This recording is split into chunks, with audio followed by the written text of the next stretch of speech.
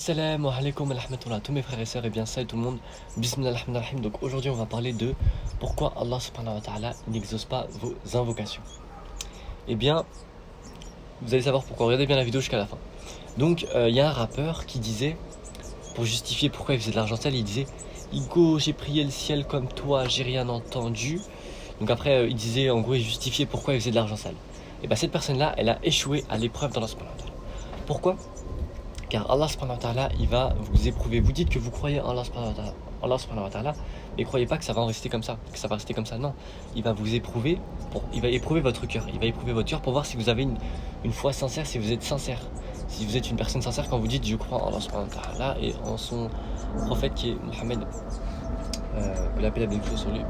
Donc voilà, donc Allah subhanahu wa ta'ala, il éprouve ses serviteurs et il éprouve leur cœur pour savoir si leur foi elle est sincère.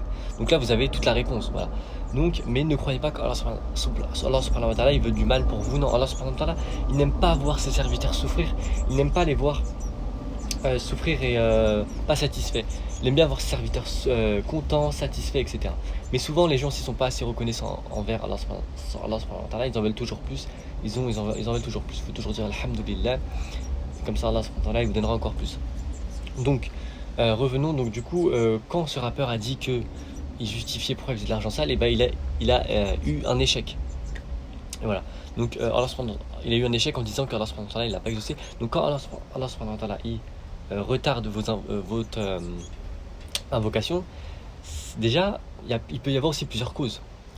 C'est pour vous éprouver, après il vous le donne plus tard, ou alors il vous le donnera dans l'au-delà, ou alors aussi il y a des choses que nous on pense qui sont bonnes pour nous, mais qui sont pas bonnes, qui sont pas en vérité, qui sont pas bonnes pour nous. Comme il l'avait dit aussi dans le Coran. Voilà. Par exemple, il y a des frères ou des sœurs, ils disent Ya Rabbi, donne-moi cette épouse ou cet époux pour que je puisse me marier avec elle, etc. Voilà.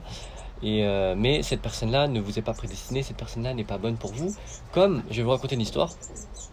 Il y a une sœur qui est. Donc c'est un cher, il lui a dit, elle était partie faire la ruqya chez lui, etc. Et donc ce frère, il lui avait dit, elle disait je crois qu'elle allait se marier avec ce frère, etc. qu'elle avait rencontré. Et le cher lui avait dit non, te marie pas avec lui, etc. Et 10 ans plus tard, elle a compris, enfin quelques années plus tard, elle a compris car en fait, la belle famille, c'était pas une bonne belle famille. Cette belle famille-là, elle leur a fait beaucoup de sorcellerie, etc. Et résultat, elle a vécu une vie de souffrance, etc. Et 10 ans plus tard, elle est encore avec lui, etc. Et quand on est amoureux, souvent, comme il a dit, on perd la tête.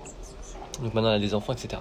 Donc voilà, donc souvent, en fait, Allah subhanahu wa ta'ala, des fois, il utilise ses serviteurs pour. Allah subhanahu wa ta'ala fait parler les gens, donc des fois, il faut écouter son cœur pour savoir si c'est vrai ou pas. Enfin, je sais pas si vous comprenez.